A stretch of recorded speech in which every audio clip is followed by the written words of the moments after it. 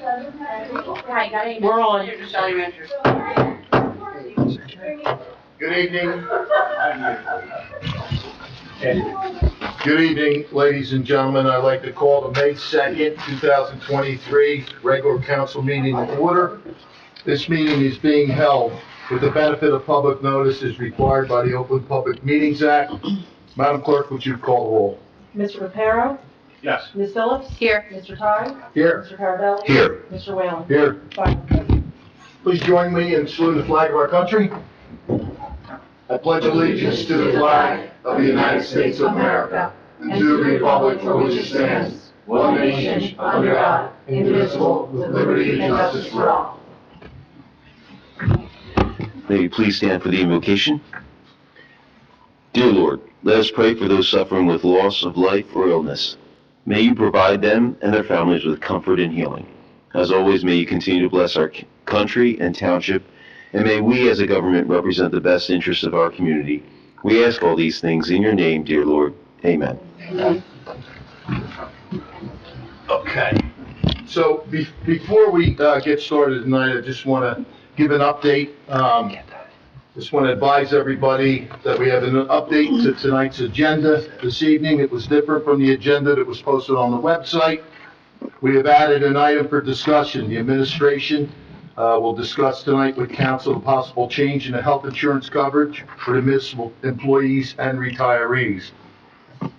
As previously listed, ordinance 23-021 was previously listed. That was supplementing the code of the township junk dealers to include junk dealers' responsibility requirements for record keeping and transactions involving catalytic converters. There's still some more work to be done on that before we introduce it.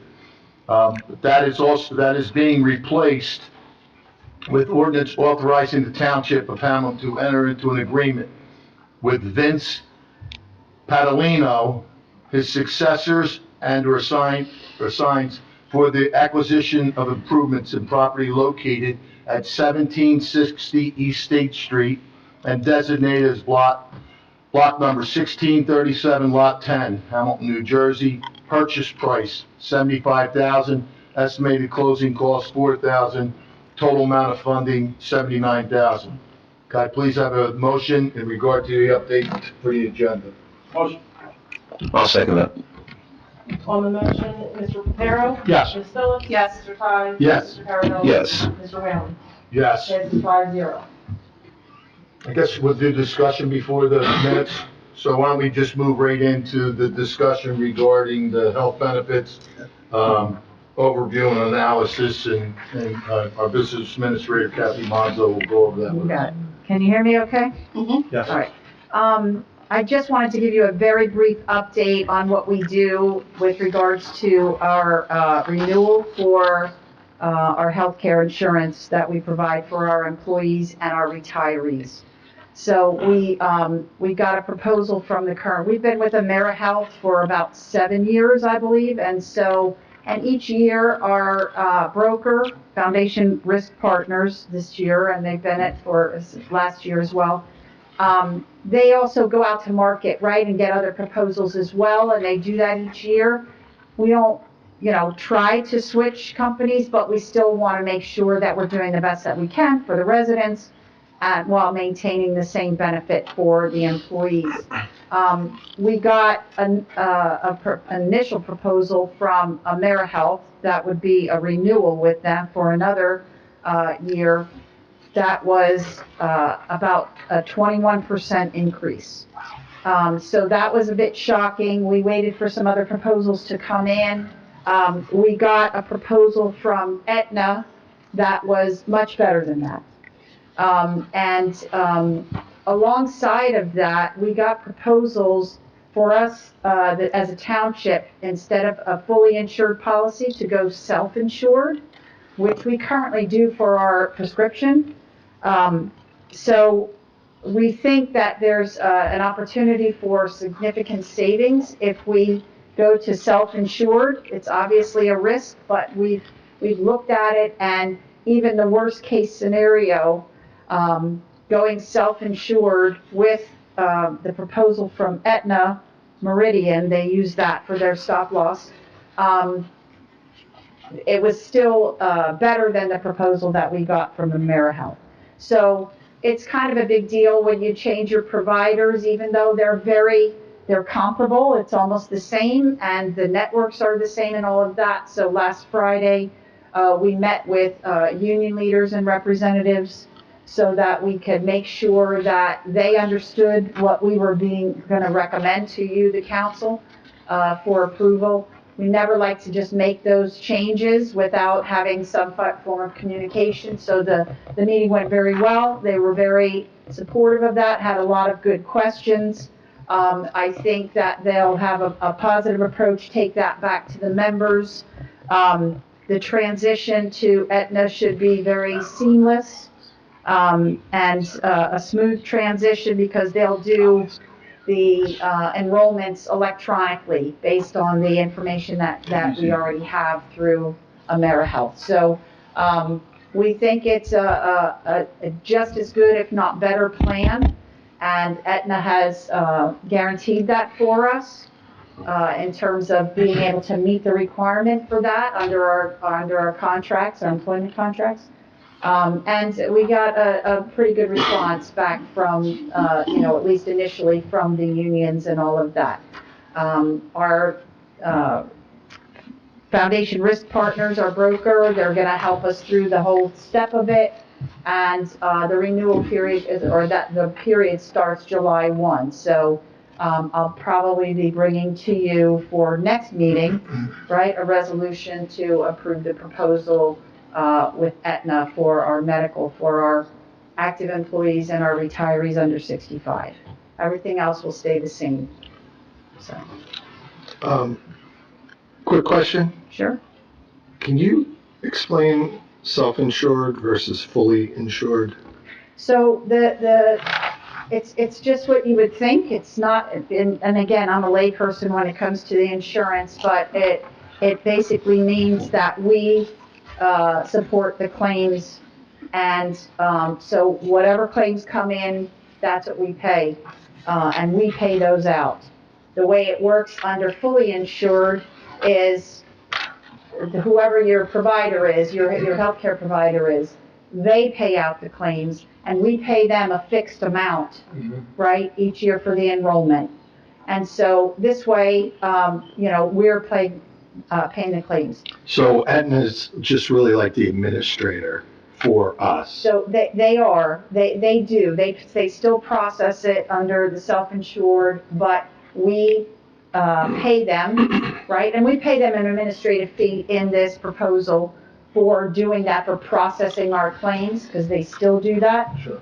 Employees will still have an Aetna card and all of that they'll utilize. So Right. the claims go through them, but we get billed directly from Aetna on those claims.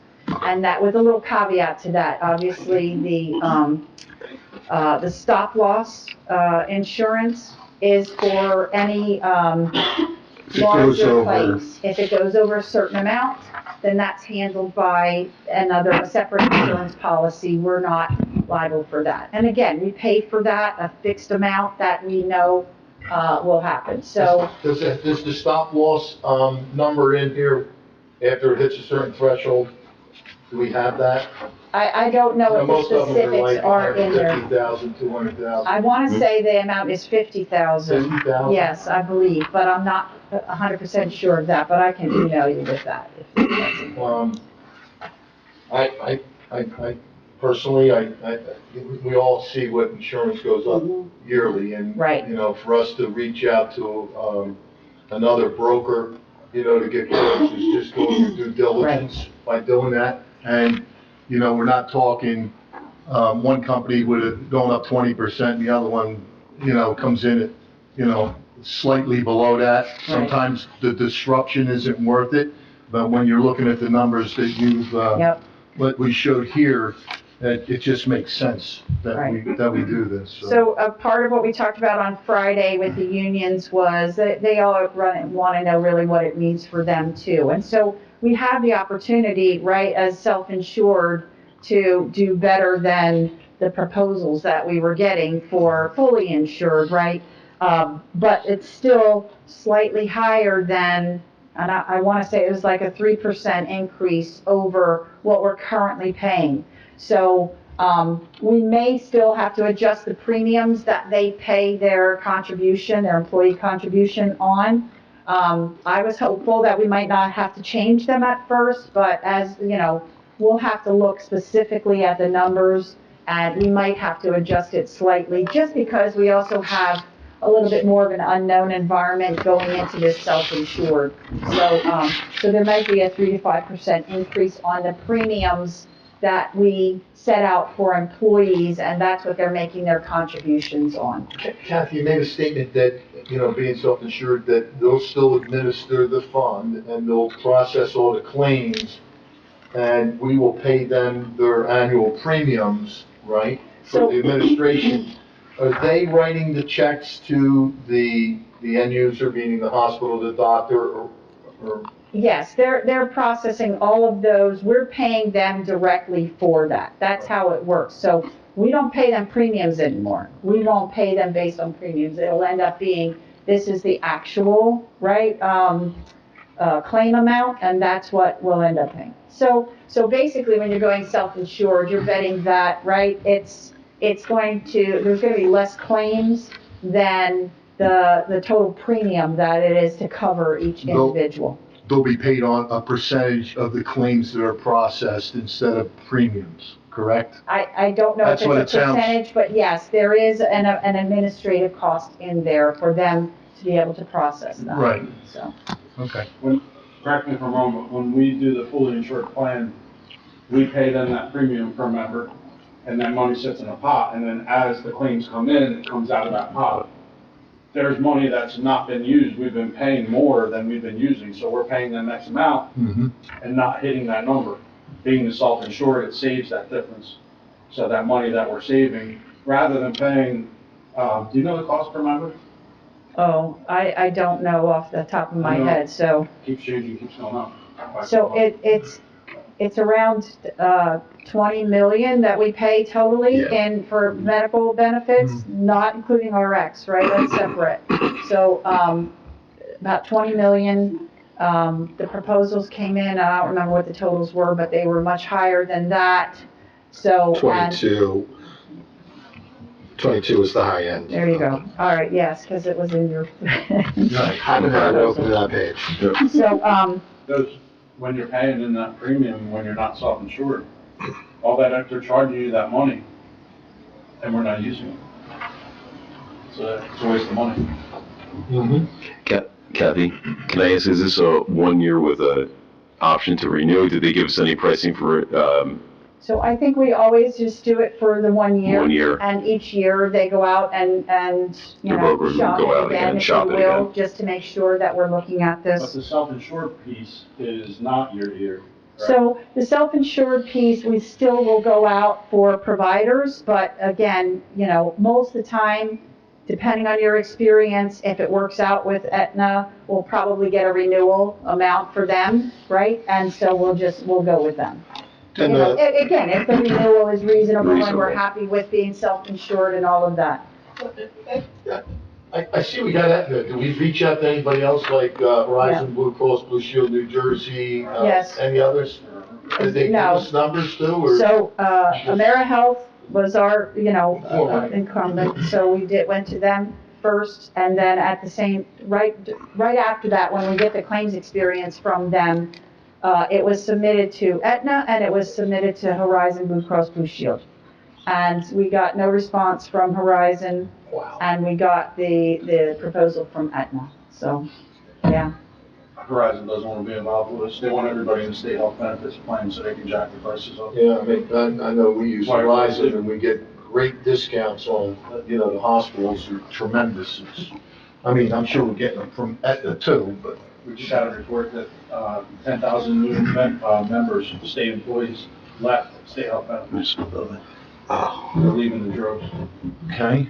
Does anybody else have any questions regarding the no, Okay. the maximum liability is capped, and that's the first thing when I heard self-insured, I was like, wait a minute, but I see Yeah. it's capped, and it's actually capped at a lower number than they were originally wanting to charge us for Proposed, fully right. insured, so.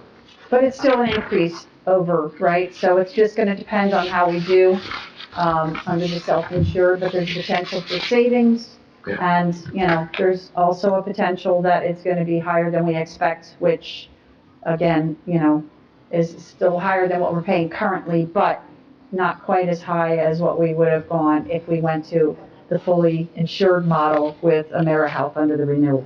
Do we generally try and, do we anticipate, we all anticipate that it's gonna go up each year. Do you have a number that you use, 10%, or you just So do we wait on them to respond? We wait on them, and again, we use sometimes, right, the indicators from others that we hear, when we hear the state health benefits numbers come out and all of that, we try to gauge like what the market is gonna be. But we try to stay on top of the brokers as much as possible so that they can get us the numbers as quickly as we can, so we make sure that we have it, in your budget, for the coming year, so.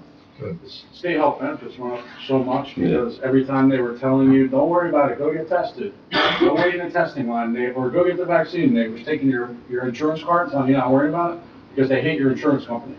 So our insurance company got hit, that's what caused the spike. So they're saying it's gonna be a 1-year increase and then the prices are gonna go back down. But when did you ever know insurance to go down? It's not happening. Every time you went and got tested and they swiped your card, they hit the insurance company for it. Every time you went for an antibody test, hit your insurance company for it. They said, oh, don't worry about it, don't worry about it. Now we're paying them all. Kathy, I just had a question about the Partnership Health Center. Right. Do we know where or what that will be? So we're still reviewing that proposal, which again is completely separate from our renewal with the medical. Although, there are ways that I'm sure that if we end up going with Partnership Health Center, that it will easily integrate with what we have, because it won't be mandatory, it'll be an optional thing that's an add-on. So, but we're still getting more data on that. Okay. Still talking to them about a proposal. And what we really want to see from Partnership Health Center is some hard and fast numbers of here's what we expect to happen, right? So there could be a potential of savings there as well, in addition to everything else with our self-insured. So there is a potential for that, but again, I like to see, the numbers on it. I think the mayor would like to see that too before we bring that to you, and that proposal. So I'm not quite sure where that's gonna end up yet. Okay. So. Thank you.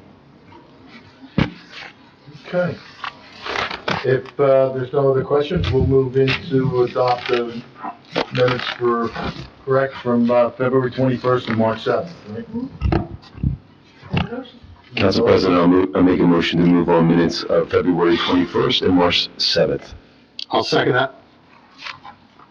On the motion, Mr. Reparo? Yes. Ms. Phillips? Yes. Mr. Ty? Yes. Mr. Carabelli? Yes. Mr. Mountain? Yes. Passes 5-0. Communication 1 is a joint commendation recognizing the month of May as Mental Health Awareness Month. Council President, I have the commendation here recognizing the month of May as Mental Health Awareness Month.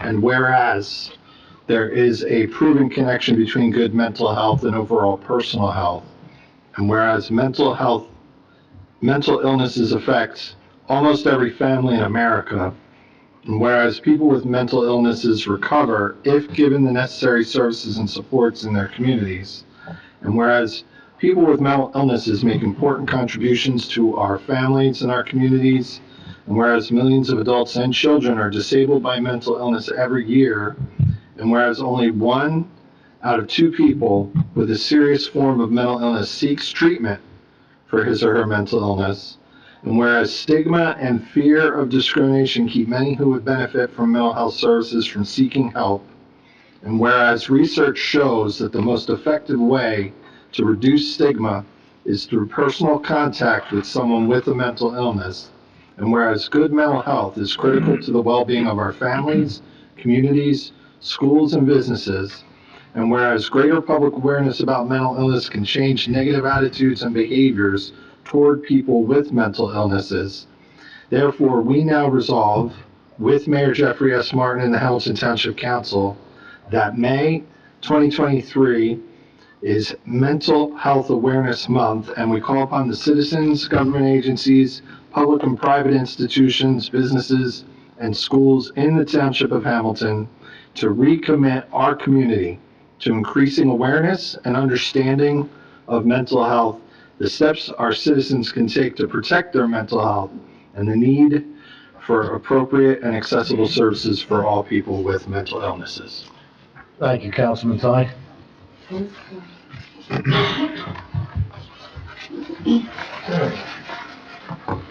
Moving right along.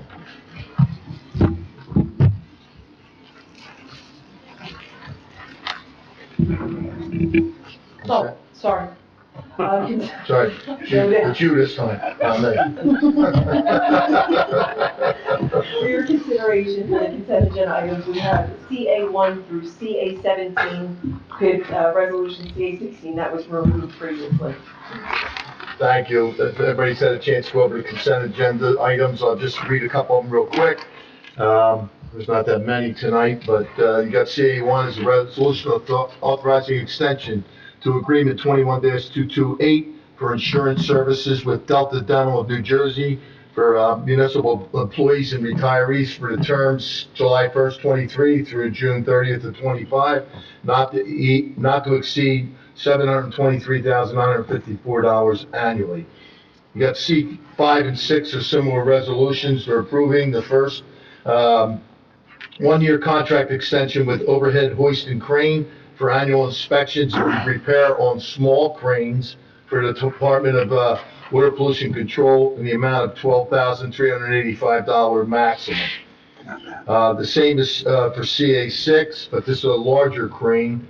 It's same 1-year extension for preventive maintenance and repair on WPC, the 47-ton crane, which is a $35,000 maximum. CA7 is a resolution establishing a 1-year contract with Univar for purchase and delivery of liquid caustic soda for Department of Water Pollution Control, not to exceed $153,087.20. Resolution 13 is establishing a contract with Tacon Concrete Corp. for South Clinton Avenue Accessible Ramp Improvements Project for Department of Community and Economic Development, Division of Engineering, for a maximum of $138,063. And I think that CA17 is a resolution determining that the property identified as block 1923, lots 5 and 7, be designated as condemnation area in need of redevelopment in accordance with the local redevelopment and housing law, and authorizing preparation of a redevelopment plan. Does anybody from council have any other questions regarding the consent agenda?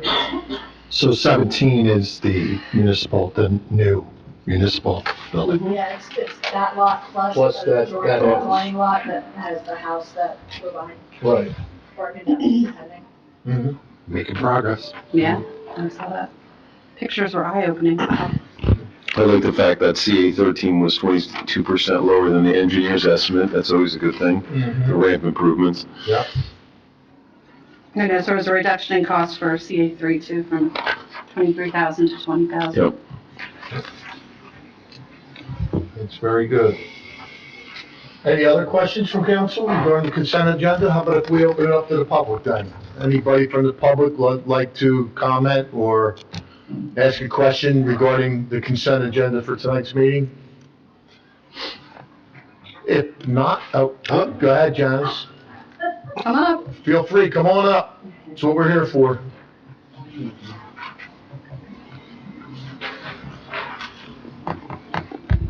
Janice Connick, 432 Trinity Avenue, Cornell Heights. This house, I went looking at it, and then I tripped on the sidewalk and fell, but such a much, and hurt my shoulder. Because I was looking at the house and not at the sidewalk. But what are we going to be using that for? Because it's like just a little bit connected to the parking lot, right? Well, if you look at it from an aerial view, it's completely adjacent on 2 sides, so it does kind of round out and You at the give. back and the side? Yeah, so it'll give, as they develop the plan, it'll give more flexibility for how they lay things out over there on the Klockner Avenue side of the. I don't want to speak out of turn, but I think it's more to, do we really want that eyesore in the middle of the brand new municipal complex? That's true, I mean, I was. There's a car buried under there too. There was a car there and everything, I thought, holy shoot, that's unbelievable. That was just left there. You didn't get hurt, did you? Yeah, I can't lift my arm higher than that. Oh, no. Yeah, so, they said it wasn't broken, and I didn't tear my rotator cuff, I was severe bruised, because I was looking at the house and I'm walking along, and the sidewalk was up that much, and I hit it, and I went down on, with this, you know, figure I broke my fall, but no, so. We shall see how long this takes to do. Ice, You know. ice, heat. Yeah, ice and heat, yeah. And I went to chiropractor today, so, but I mean, you know, it's like, that's about as high as we can go at the moment. Well, I hope you feel better, Janice. Okay, thank you. I couldn't believe it was such a good, I said, I just was curious how it's connected to this, because it didn't seem to have, you know, Right. and I was just curious what were they gonna do with that? So, such is life. You win a few, you lose a lot. Okay, thank you. Thank you. Anyone else got, Steve? Come on. Steve Clegg, Wolfpack Road. Could you just elaborate what number 2 is? The change funds from various funds. You wanna hit that, Kathy? So we have a change drawer, actually, you know, or a petty cash fund for many departments, and it's typical that, or it's actually according to state law and the audit, it has to come back into the finance office at the end of the year, and then sometime in the new year, they end up reestablishing it for departments. It was determined at this point that I think these are 2 new ones, or 1 or 2, I was just gonna look that up. I have it in New ones front of that me. were I have it in front of me, and the total amount, if I'm correct, it comes to $2,737, where, like the department, like administration Oh, yeah. gets so much, construction office gets a very bare minimum, each of the departments, but there's 1, 2, 3, 4, 5, 6, 8 total, which totals $2,737. Okay, so it's just to manage petty Right. cash? So they're either a petty cash fund or a change drawer. So like the largest one of them is going to the tax collector's office or whatever, because she has, I think, like 3 change drawers Right. there, right, in that front counter. Okay, thank you. Thank you. Anyone else on the consent agenda? Seeing no other questions for the public, a motion's in order. Council President, I'll make a motion to close public comment on the consent agenda and move on items CA1 through CA17. I second the motion. On the motion, Mr. Patero? Yes. Ms. Phillips? Yes. Mr. Ty? Yes. Mr. Carabelli? Yes. Mr. Whalen? Yes. Passes 5-0. Ordinance 123-020 is an ordinance amending and supplementing the code of the Township of Hamilton, New Jersey, Chapter 485, Vehicles and Traffic, Article 2, Parking, Section 485-19, Handicap Parking, and this is to repeal a space established at 136 Emmanuel Street by Ordinance 06-036. This is first reading and introduction. Council President, I move ordinance 123-020 on first reading. I'll second the motion. On the motion, Mr. Patero? Yes. Ms. Phillips? Yes. Mr. Ty? Yes. Mr. Carabelli? Yes. Mr. Whalen? Yes. Passes 5-0. Ordinance 223-021 is the ordinance authorizing the Township of Hamilton to enter into an agreement with Vince Padalino, his successors and/or assigns for the acquisition of improvements of property located at 1760 East State Street and designated as Block 1637, Lot 10, Hamilton, New Jersey, purchase price $75,000, estimated closing cost $4,000, with total amount of funding $79,000. This is first reading and introduction. Council President, I'll make a motion to move ordinance number 23-021 on first reading and introduction. I'll second that. On the motion, Mr. Patero? Yes. Ms. Phillips? Yes. Mr. Ty? Yes. Mr. Carabelli? Yes. Mr. Whalen? Yes. Passes 5-0. Ordinance 223-022 is the ordinance authorizing a lease agreement with the County of Mercer for a portion of township-owned property known as Block 2163, Lot 5, and this is the rear lot located at the ecological facility. This is first reading and introduction. I'd like to move ordinance 3-23022 on first reading and introduction. I'll second the motion. On the motion, Mr. Reparo? Yes. Ms. Phillips? Yes. Mr. Ty? Yes. Mr. Carabelli? Yes. Mr. Whalen? Yes. Passes 5-0. All right. Well, at this time, we'll open it up to our public. If they have any comments or questions under, sure, Lisa, come on up.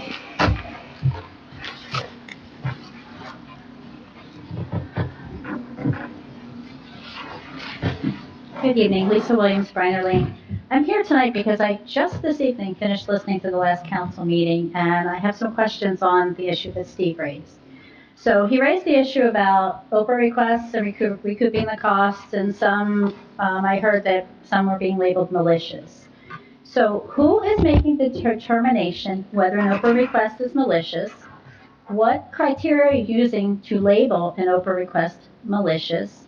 And then I know I have recently, throughout the past year, because it's a disaster, the dog license database is a disaster. So, I mean, if there's something you want to put out there for the public, I don't have to Oprah it if you put it on the website. You know, and the scenario in my neighborhood started with, as you all know, even I'm sick of the issue. But I did what I was told I had to do and report them. And so the last meeting that I attended, I hadn't received the most recent request. And when I received that request, mid-March, there are still dogs that I reported in September that are not licensed. There was a dog on my property last June, and this is why I have to re-Oprah it. If somebody would address the issue that I follow up once and it's gone, I don't need to Oprah every other month because I know it was addressed. And Councilman Ty was copied on some of this, so if you guys haven't seen the list, you could just ask him to forward the email, because every time I followed up, I tried to just forward the last so that anybody who got it had the whole stream. Anybody who wants to Oprah it, have at it. But I shouldn't have to spend the amount of time I spend following up. And the way to get an answer is you have to Oprah it. You can't make a phone call and say, is the dog at 123 Main Street, made up address, licensed? You have to file an Oprah request. So who's labeled? Somebody may be labeling me malicious, but if it's not been licensed and it's been on my property, and the only way I can get an answer is to follow up. Oh, look at that, not licensed. Forward the email to Danielle. Why is this dog not licensed yet? Give them 2 to 3 weeks. Follow up again. It's a ridiculous waste of everyone's time. So and to add to that, you know, I've talked about not having enough ACOs. I don't know if you guys saw the social media post yesterday where there was an at-large dog, say in Gardens, my neighborhood. A resident caught it. It was in their yard. They were told the estimated time of arrival for an ACO was 3 hours. It's on social media. There's screenshots of it. So I immediately called the health officer. Why is the estimated time of arrival for an ACO 3 hours on a Monday morning? So she had to follow up. We only had one ACO on. If you enforce the license law, you have more money to pull out of the fund 3 years later to hire. Had we done this when you raised the fee back in 2020, we'd have a lot more money to pull out. I saw we pulled some out. We'd have a lot more money. It's crazy that you have to wait 3 hours. We had one ACO on at the time. He was dealing with an injured cat, and then the dog was going to be next, and we have somebody else coming on at noon. We have no holiday coverage. We have no Sunday coverage. If you had hired a part-time ACO, which was my recommendation, hire part-time ACOs to do dog canvassing, you could pull them off dog canvassing, go pick up this stray dog. Like, luckily, the person was able to keep it for 3 hours. And ultimately, it was found, the owner was found via social media, but no one should be told, you have to wait 3 hours for help. That's the problem I encounter in my neighborhood.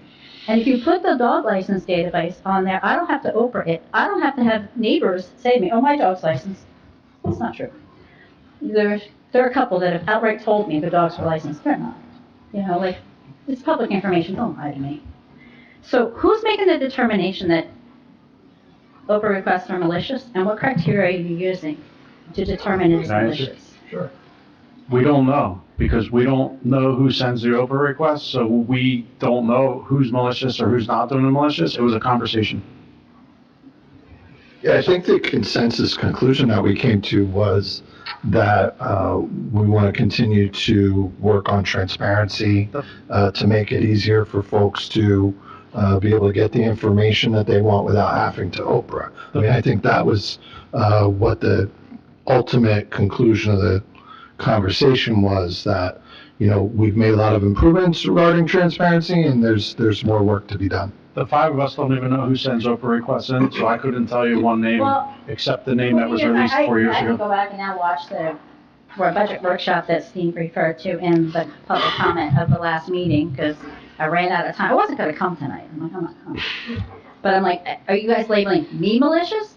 We don't know you send Oprah requests until you No, tell the us. Oprah request, because even that request is. I'm too busy for that. Yeah, I got a day job, I don't have time to. Well, I do too, that's the point. I shouldn't, if I get that not everybody knows that there is an issue, but once mid-September, I've given you a detailed list, and this is the issue, and Councilman Ty has the email.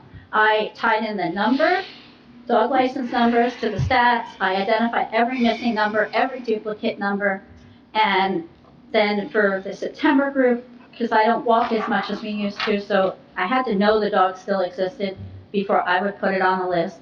That some more got added in October. And when I go back, it looks like they only looked at 2 streets. And when the notices of violation went out in end of October, which my car was vandalized after that happened. So it's, you know, my address is on the website because I used to give it to you at these meetings, and my cameras picked up somebody sitting in front of my house one day. And then Halloween night, my vehicle got vandalized, so I cleaned out the garage. That's the only good that's come out of it. I shouldn't have to do this, so I tell you, it should be done. It shouldn't be mid-March, and I know. They looked at 2 streets. It's ridiculous. That's why people Oprah and Oprah and Oprah, and I can only assume that the other resident who raised this has had to re-Oprah to follow up on issues that's been raised that are not dealt with. Well, in the future, I'm sure Councilman Tile forwarded that, but you Go have ahead. all our emails, you could forward it to all of us in one shot. That way we know we get it too, and that way we could follow up. I'm pretty tired of writing emails. All right, well, I I mean, like, I No, I'm pointed just- out the issue with the rabies expiration date, and there's still blanks this year.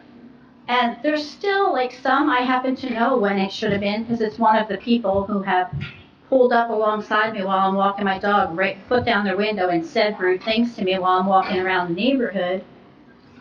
Their dog license expiration date is currently blank. And based on the 2022 data, it expired before November 1st. Like, who's actually checking this stuff? At least I know your time is up, but just I to know, I'm continue. gonna go sit No, down. hold I on. don't even wanna be here. Oh, I'm so tired of the whole ordeal. There's cameras on my house because of what I've had to deal with. I've been threatened. It's not pretty. No, I just wanted to tell you, during the budget hearing, I brought it up. I sit on Perk as a commissioner, and one of the cases that we had during our legal report was a case where someone claimed it was unconstitutional to charge for Oprah requests. I brought it up in a conversation. There was nobody that made any accusations. We wouldn't call you names. I certainly wouldn't have called you malicious but I brought it up that I heard the case and I read the case and it was discussed and it was found that it's not unconstitutional charge. And we were talking about how expensive it was to have one person sitting there. And after the meeting, or after last meeting, Steve brought up the fact that, hey, if you put more online, and we all took notes and we were all writing things like, we asked him specifically, what else do you think should be on there? Because that's a good idea. So I brought it up, but I brought it up because it was a case I was involved with on my full-time job. So that's why I brought it up, but there was no malicious intent and there was definitely none directed at you. I just finished I just wanted listening to let to you the know. last council meeting, literally changed my clothes and got in my car and drove here. I wasn't planning to come. So now I'll go back and listen to the rest of the budget workshops. I mean, the only budget workshop I really listened to was the shelter.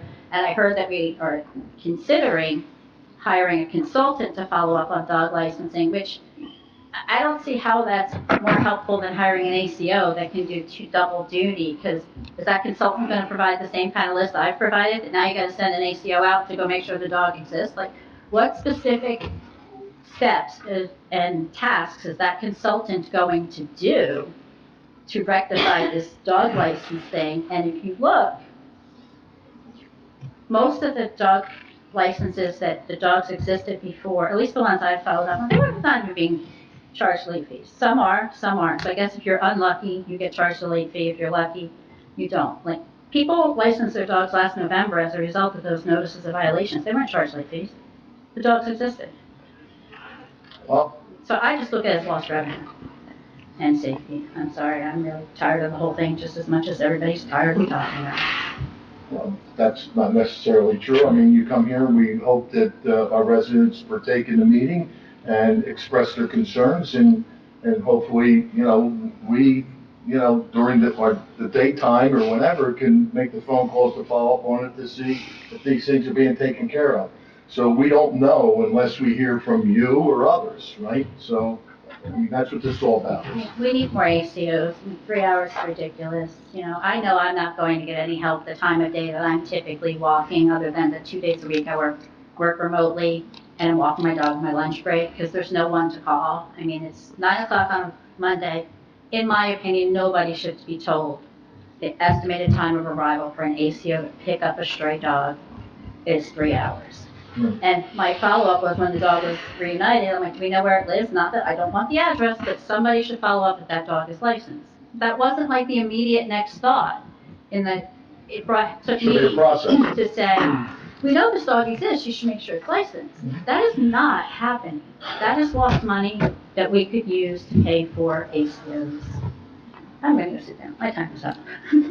Thank you as always. Kathy, did we ever, we had a proposal for mutual aid with Trenton. Have we acted on that? Has that been any progress with that? I'll have to follow up on that. I know that they were working out some specifics, but I thought we had, but I'm not quite sure if that had a start date and whether we've even had any response as a result of that.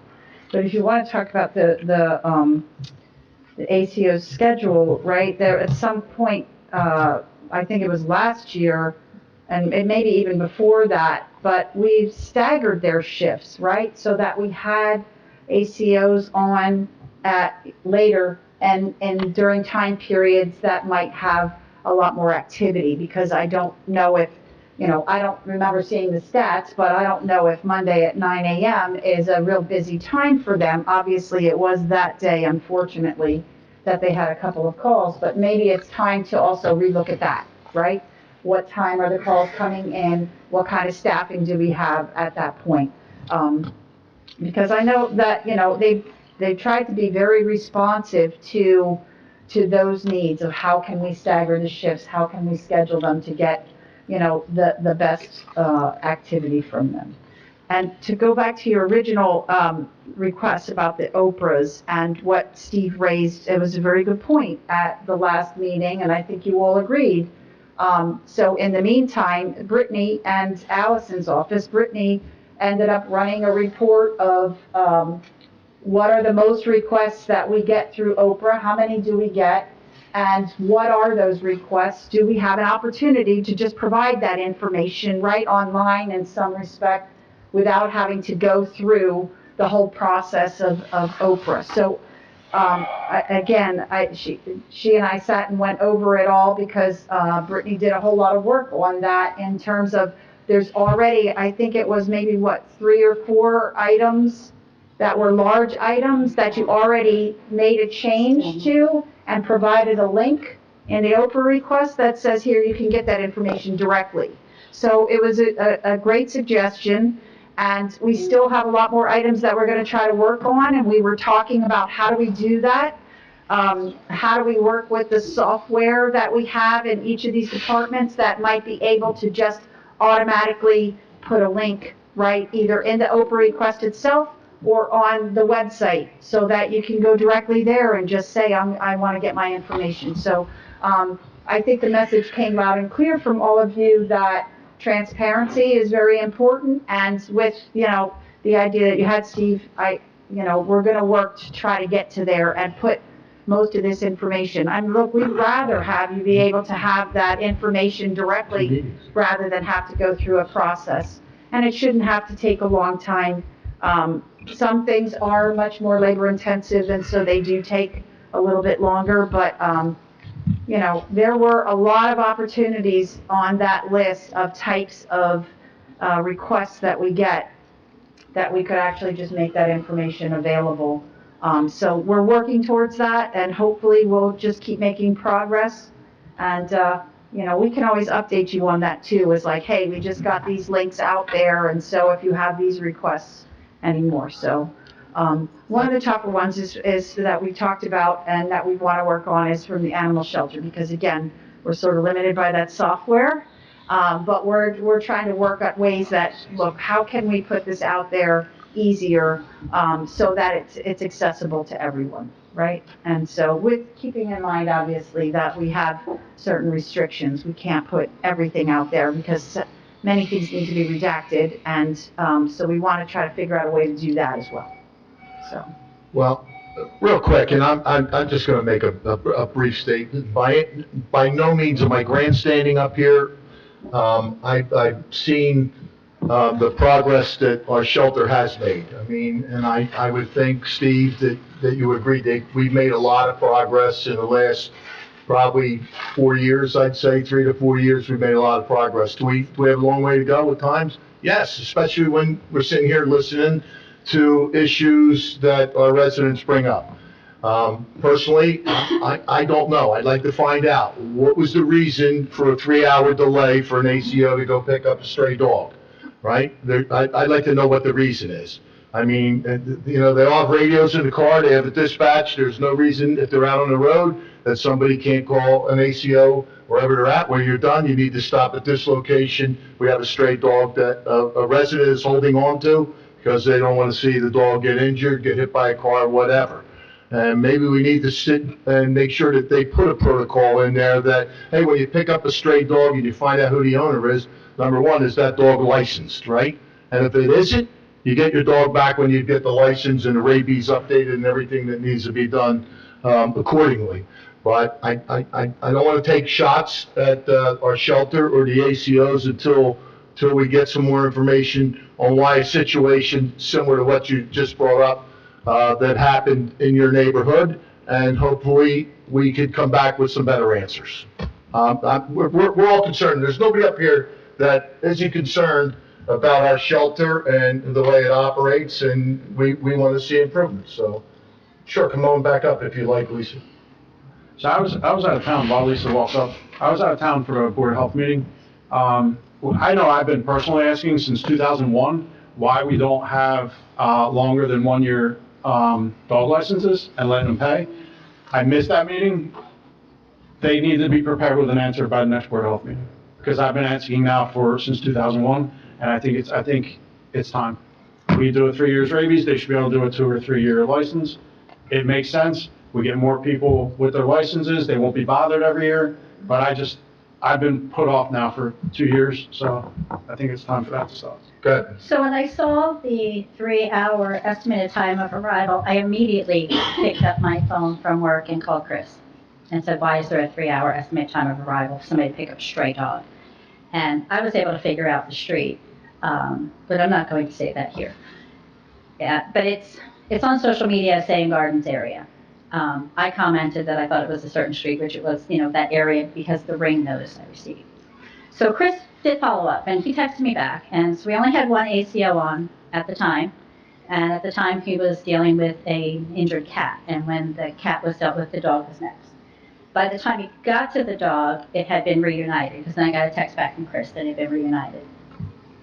So then I said, so do we know where the dog lives? I don't want the address, but follow up, was it licensed? I mean, it could have just slipped a collar. It had no collar on in the pictures that were posted. But there's an opportunity. We know where the dog is. If we got the address from the person who held the dog, to follow up. I've, for several years, commented that anybody getting a rabies vaccine at our clinics living in Hamilton, we should follow up, and we've heard answers that I didn't agree with as to why we didn't follow up on that.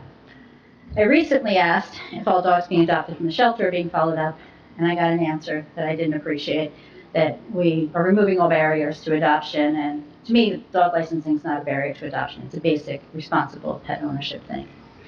Some of what I saw with 2022 dog licenses, and that I reported, a few that actually got licensed in November, they didn't relicense in 2023 as of mid-March. I have to re-Oprah it to follow up again. I haven't done that yet. But that made me start to think maybe the couple-year thing is the way to go. I've never been in favor of multi-year dog licenses just because, with the exception of my current dog, who was 5.5 when I got her, I adopted all the old dogs thinking I'd have them a year, and they luckily lived 5 or 6 years. So I always thought I'd pay for 3 years, and that's when I'd lose my dog and waste my money. Something needs to give. It's bad. And we heard for a couple of years that we're going to follow up. I knew when they were saying in 2022 they're going to follow up in 2021. Knowing how the 2021 database worked, I'm like, this is a nightmare. This is never going to happen. But we kept hearing they were going to follow up. They were going to follow up. No. It didn't happen. Well, maybe they started for 2023. I don't know what's going on with staffing. Maybe we don't. I don't know. Seems to be a lot of people, but not a lot of follow-up. And I don't want to cut you off, but we try to hold the time, Lisa. And again, I know I'm speaking for everybody. We appreciate your comments. And I know you're saying we've been talking about, these things for the past couple of years. And we do ask the questions. And to tell you the truth, does it get aggravating for us too? Yes. I'm sure it does. So, listen, last thing we want to hear is complaints about our shelter when we've made the progress we've made, and we want to continue to make that progress. But it's through the information sometimes that we get from our residents, so that we could, pass that information along. And I think you have our attention again, and I'm hoping that we get some favorable responses to some of the problems. I mean, I think our shelter made huge improvements. I appreciate all they've done. I appreciate that. I mean, Rick has the list. Yep. Go through it. Looks like 2 streets got followed up on. There's like 60 dogs. I handed the information. Still. Thank you, Lisa. Anybody else? Good, Steve, come on up. You're on a roll. We're on a roll. Let's keep talking about the dogs. Steve Lake, Wolfpack Road.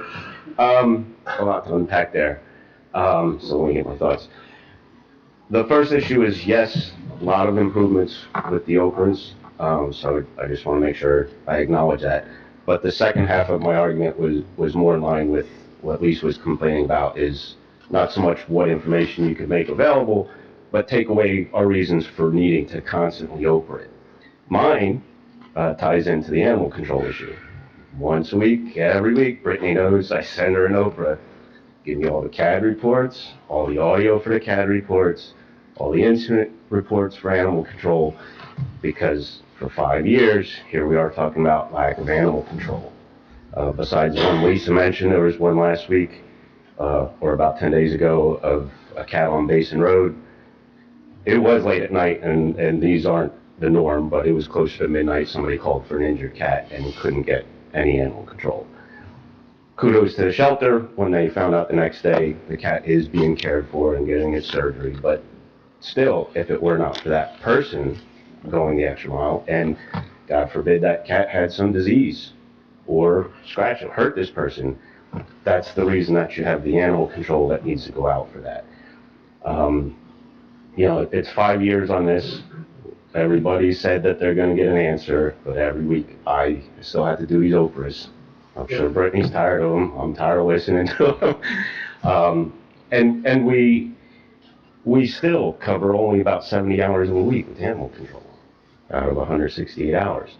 I know Kathy was talking about getting more data and reviewing it, and I've tried this, but the shelter itself, where most people call during the day for animal control, keeps no log of who calls and what the response is. The health director herself, when she gave her stats at the last Board of Health meeting, or the previous one, relied solely on the CAD reports from the police department, same as I do. I haven't tried in a while to get anything from Hamstat, so I don't know what may go there. But as far as collecting, what is our animal control doing? Or more to the point, who's calling for animal control and what responses they're getting and when and what are they calling for? You can't really come to an answer if nobody's collecting that data. I know it's the shelter's written policy to keep a log of those calls, but when I've opened them, there's the responses, there aren't any. So if we're going to review, we've got to review all of it. Or, find some way to direct these calls to police dispatch where they all are recorded. If that's required, then they should be doing it. So that's a no-brainer. I mean, it should be done. If they're required to do it, then they should be doing it.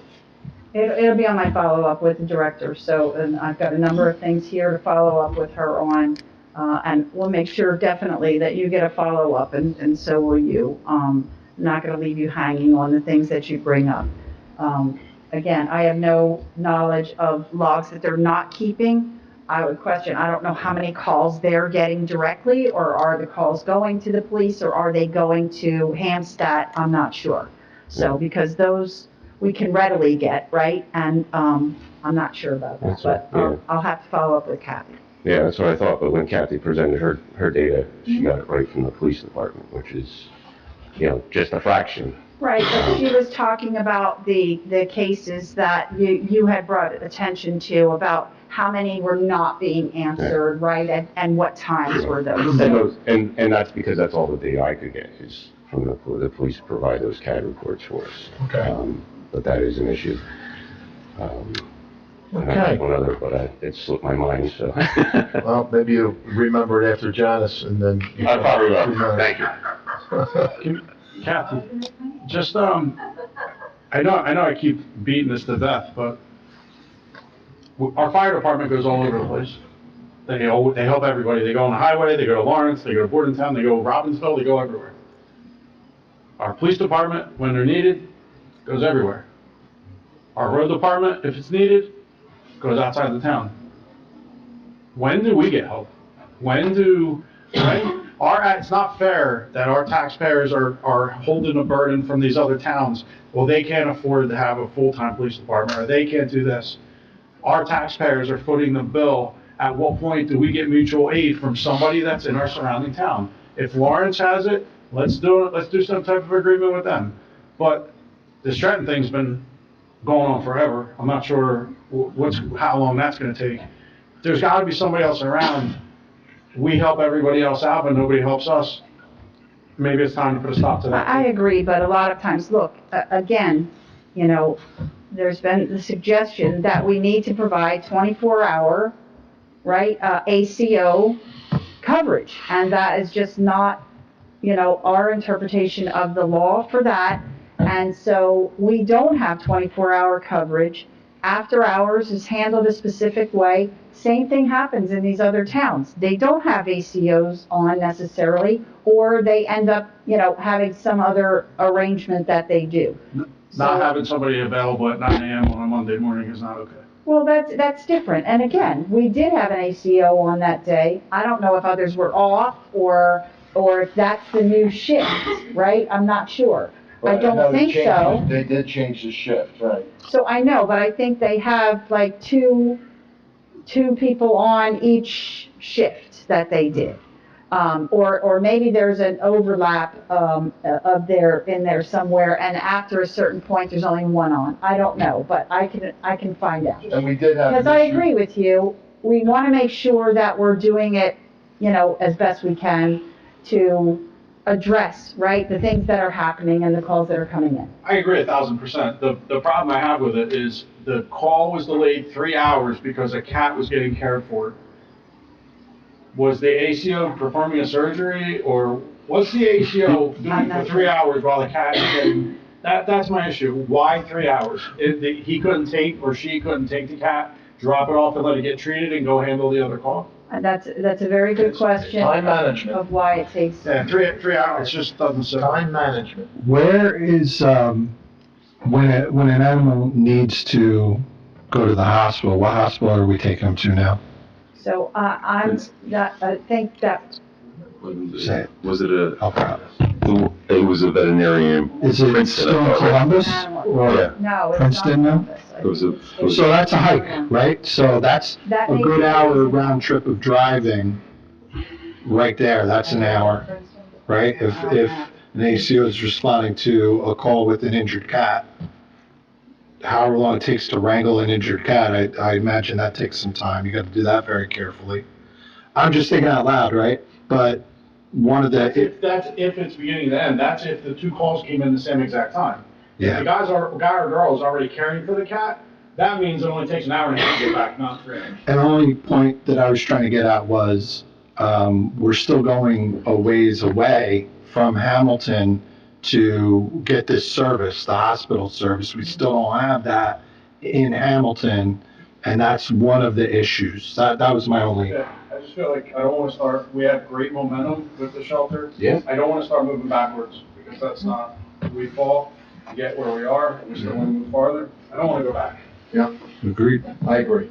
We all agree, I know. All right, Janice. Yes. What would you like to talk about here? Janice Klein, 432 Trinity Avenue, Queen Heights. Number one, why is the flag at half-staff? That's a good question. I don't know. I'm trying to think, there's something that happened. I can find out before the end of the meeting, probably. Because I was, I thought, dude, what happened? Emails about it, but I know, I used it 50 years a while ago, so I have to start that again. Today? Yeah, Okay. great question, I don't know, but, Oh, anniversary. every day you read something happen in different parts of the country, not. Right, and, it reflects to those things, and I'm thinking, okay, what happened that I didn't know about? Right. So it is Governor Murphy to Tuesday, May 2nd, 2023, signed Executive Order Number 328, ordering the flag of U.S. United States of America and the flag of New Jersey shall be flown at half-staff at all state departments and so on and so forth, in recognition and warning of the 50th anniversary of the passing of a brave and loyal hero, New Jersey State Trooper Werner Forster, badge number 2608. Oh, okay. And that's Forrester. something spectacular or whatever? Sorry. Okay. Forster. No, I wasn't correcting you, I was just making sure I heard you. And number two, when my my girlfriend asked me, and they all think I know everything, but I said, no, I'll go find out. And she heard that the movie theater on Sloan is being demolished. And if so, what's going to go there? Don't know. I mean, I can't believe that they didn't put that back up because we only have one movie theater on Broad Street. And nobody goes there either. No. Because my friends, they go like once a month, That's true. and they go to West Windsor all the time. I've heard the same different things from a few different residents. I hear this is going there, I hear, it's, constantly developers come in, looking, developing, whether it's that piece of property can go in, other pieces. So a lot of it is in negotiations, and we have not been informed up here of any potential investors into the old AMC at this present moment. That could change in a week, who knows? Yeah, because I had heard that the whole place had been wrecked during COVID. That somebody went and ruined all the theaters. Because otherwise, it seems I have a pretty good crowd, like on weekends. Yeah. But, They went in there, were stealing copper out of it when it closed. oh, is that what they're People going in doing? Stealing copper out of the pipe, stuff like that. Oh my God. I can't believe, and no surveillance or anything. I mean, it was a big enough place, nobody saw anything. Well, if there was surveillance, it was AMC surveillance, and with it being shut down, I'm sure that the surveillance was shut down too. Right. There's a reason they're on the verge of bankruptcy. Yeah. Oh, okay, all righty. And then, of course, the Wawa is being built now at Sloan and Quaker Bridge. And I just hope that poor gas station across the street doesn't go out of business because of that. With the pumping of the gas, because that's what irritates me about Wawa's. Yeah. Because my gas station went out of business on 33. He only had 4 pumps, and he was there for like spot run it in the sun, and it was like the gold. I used to go there. Yeah, I was there since I started teaching, in 69. Every week I was there. And so, I mean, to go out of business, I mean, like I said, I could not understand. I mean, no, there's never an empty Wawa. So why do you need to pump gas?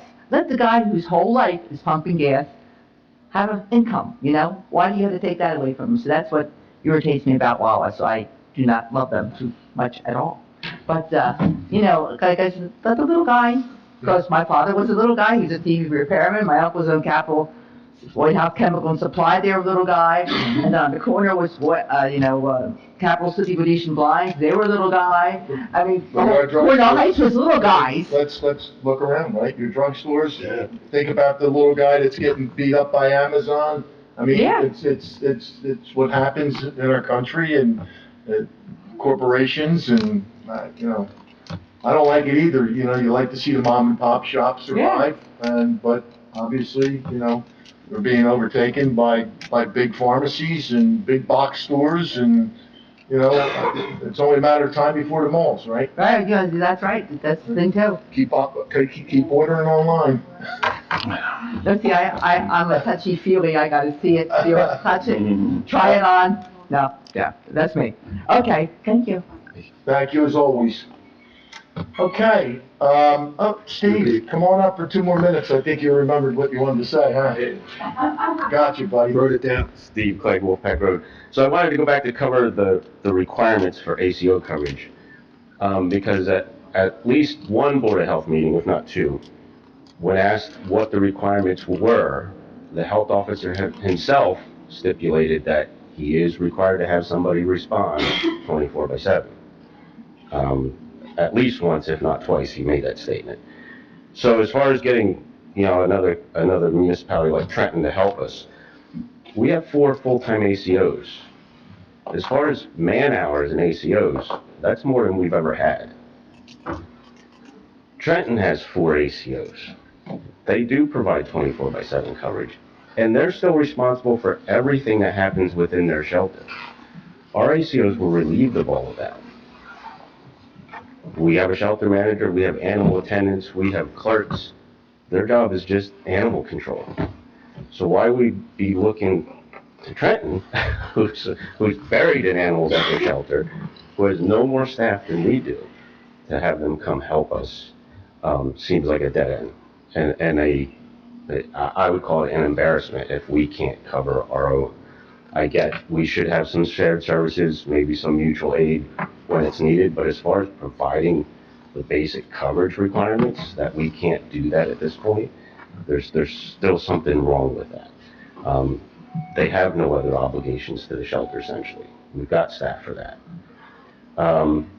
As far as what Lisa brought up, as far as the impounded dogs who are reclaimed and following up with a license, that is a legal requirement for the shelter to notify animal control or the health department to do that. And since we actually have a clerk dedicated to essentially dog licensing at the shelter, you got somebody right there who could be following up on this.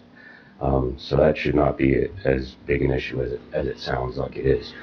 I'd also like to, and I've discussed this with Danielle, she seems to agree, so she may be bringing it to you herself at some point.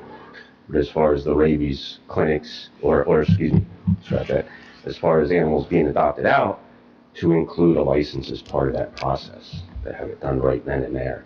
They're already vaccinated, they already know it, we could do that. But one other thing, if I have 2 more seconds, is... I'll give you 3, but go ahead. All right, I'll take it. As far as animals that are impounded as strays and potentially reclaimed, that are wearing no tags and no licenses, I'd just like to drop the idea for us to start considering a mandatory chip implant. So that those, for those dogs, even if they're all licensed not wearing a tag, this is cost to us to help find these owners. And if they've come through our shelter multiple times, we should not hold on to them looking. If they're chipped, we can at least find where they went to last time. There should be, if we can get that far, should not be a problem with charging them for that chip implant. That's all I got for today. Well, again, Steve, I appreciate the time and effort that you yourself and others like you that, care and, about our animals' welfare and making sure that we are doing everything we're supposed to do according to the law. And I notice council and our business administrator taking many notes tonight, so hopefully we will get some positive feedback to some of the discussions that we had tonight. Can we make one more comment? So I just want to say... I gave you 3 more seconds, now you want... But I want to use 2. This is my last one. All right, got you on the clock, go ahead. So I do just want to say, I know the comment was made, we don't want to move backwards, and we don't. But I think and I'll admit it here, what we're seeing is we did make a lot of progress with the shelter, and there is still more, and I'll be back here for it. But what we're seeing with the animal control issues constantly being brought up is that we're able to zero in on this now because we've made some progress at the shelter. And we're gonna keep peeling this onion as long as we can keep making progress. So I don't think it's a sign that we're going backwards. I think it's a sign that the shelter has made some great strides. People are focused, things have gotten done, but this, is our next issue to address. I don't think it's a sign we're going backwards. I think it's a sign that we're kind of moving forward, but the fact that we're stalled on this for 5 years is still a little disappointing. So we're gonna take it out of neutral and put it back in drive, okay? Thanks, guys. All right, thank you. Thank you. All right, I'm gonna turn to, council comments. We'll start down to my far right, our councilwoman Nancy Phillips. Thank you, Council President. I'll keep it brief. I know it's a little bit late, none of us here will make it, but I want to acknowledge the Hamilton Township School District tonight has been holding the whole child fair over at Hamilton High West. Various agencies, including our health department and other agencies in helping families know it's available and how to find assistance. So I just find I wish we could make it when we knew it was a council night, but I hope that they had a really successful night and a lot of attendance for that. And just again, as I've been doing the last few, reminder, the Azalea Festival is coming up May 13th. We'll have crafters and vendors, food trucks, musical entertainment, and I can speak from experience. I was just there Friday for prom pictures, and it's looking gorgeous over there. So I hope we get good weather. And thank you to everyone who came out tonight, and you have a good night. Right on down the line, Mr. Ty. St. Gardens is looking gorgeous and it's going to continue to look gorgeous. We're investing in the beautification and the maintenance of St. Garden in this budget. One of the items that I'm proud to support in this budget. Talking about budgeting, we have, I think, one employee who works just about full-time on Oprah's. So, right? I think there's one person who spends like 40 hours. Is that you? You're the person? I'm looking at that person. So, nobody would be happier than Brittany if we found ways to bypass the Oprah process and made information more easily accessible. And I have faith that, we're going to keep working to find ways to make the information. I think the website has been vastly improved and how folks can navigate and find things on the website. But there's always more work to be done. But then that frees up, excuse me, then that frees up man hours, right, too, for the township in this case, so to speak. Last thing I want to mention, just another event that we're having at the Abbott Marshlands, which is really one of our best kept secrets as far as parks are concerned in Hamilton, off Broad Street down Sewell. On May 11th, there's a walk with the mayor at the Abbott Marshlands, 9 a.m. And by the way, when the mayor says 9 a.m., he means 8:45. So if you get there at 9, he'll be halfway down the trail already. But really a great place to take a walk in the springtime. Just another one of those hidden gems here in Hamilton. And we appreciate you all being here, and thanks for your input. Councilman Carabelli. I'll be really brief this evening. I just want to recognize the mothers out there, grandmothers out there, aunts, and just wish them a happy Mother's Day, because we're not going to convene until after Mother's Day. I can't believe Rick missed that one in his little notes that he was making. And I just want to thank everyone for their comments, and we look forward to following up on some of these issues that were addressed this evening. Thank you. That's all I was going to say was Happy Mother's Day. I'm going for first. Thank you for bringing the information to us, because obviously we can't be everywhere. Some of the things that were brought up tonight have been on our list, and it's time to check them off the list. If you come up with ideas for the we could put on the website, please tell us, because if you think it's going to make your job, it makes our job easier too. So we appreciate that. Just want to finish off with Mother's Day. To everybody here, please enjoy the time with your families. We wish you a happy Mother's Day. We wouldn't be here without mothers. So to our colleague, thank you for everything you do for us. And I'm sure you're going to spend the time wisely with your family. Thank you.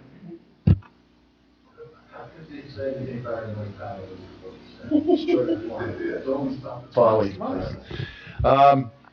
Another thing I don't think we talked about, we got the Armed Forces Day coming up on the 20th over at Veterans Park. It's always a very nice event if you have a chance. And hopefully, let's keep our fingers crossed because the weather's been kind of very iffy lately in the state of New Jersey. And hopefully we could have a nice day that day.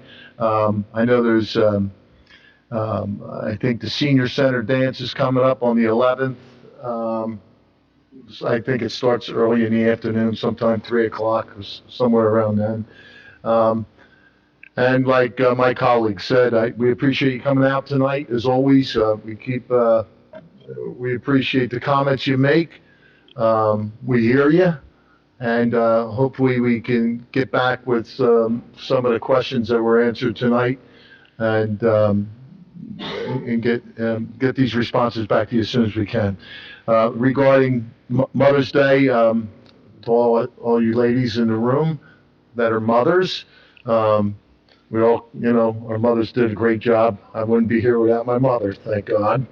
But I wish you all a happy Mother's Day. Hope it's an enjoyable day. You could go to the Azalea Fest on Saturday, and Sunday, I'm sure your family's got something planned somewhere for you. So hope we have a beautiful weekend so that you can enjoy it with your families. And with that, we're going to call the meeting to closure of the meeting.